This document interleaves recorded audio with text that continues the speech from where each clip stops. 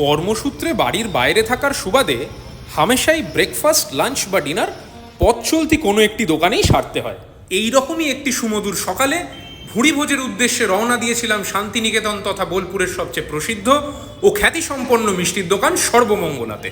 কড়ায় গরম কচুরি ভাজা হচ্ছে দেখে দোকানের ভেতর থেকে অগ্রিম অর্থের বিনিময়ে সংগ্রহ করলাম বিল বা কুপন।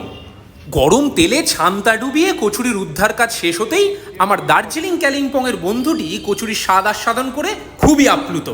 20 টাকার বিনিময়ে দুখানা কচুরি খাওয়ার পরেও পেটে আর মনে তখনও মিষ্টির খিদে বর্তমান।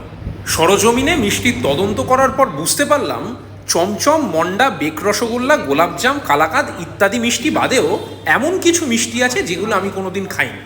তাই তার মধ্যে থেকেই অর্ডার করে দিলাম স্পেশাল ছানার পায়েস। মিষ্টির স্বাদ একটু অন্যরকম হওয়ার কারণে মনের ব্যাকুলতাও ছিল বেশি। অবশেষে হাতে এসে পৌঁছলো স্পেশাল ছানার পায়েস। প্রথম গালটি মুখে দিতেই কেমন যেন একটু স্বর্গসুখ মনে হলো। দ্বিতীয় গাল মুখে দিতে আসল পরিতৃপ্তি অনুভব করলাম।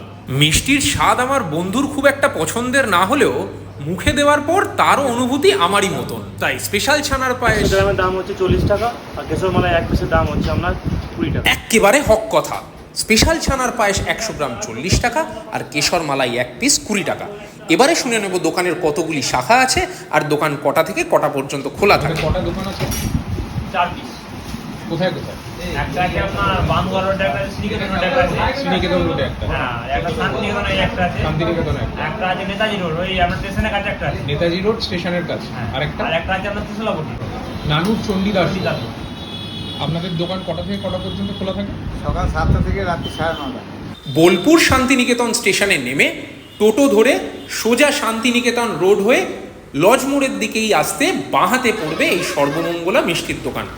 পরিশেষে সকলের সুমধুর হাতছানির বার্তা নিয়ে এগিয়ে গেলাম গন্তব্যের উদ্দেশ্যে। দেখা হচ্ছে পরের ভিডিওতে একটু অন্যরকম ভোজন রসিকতায়।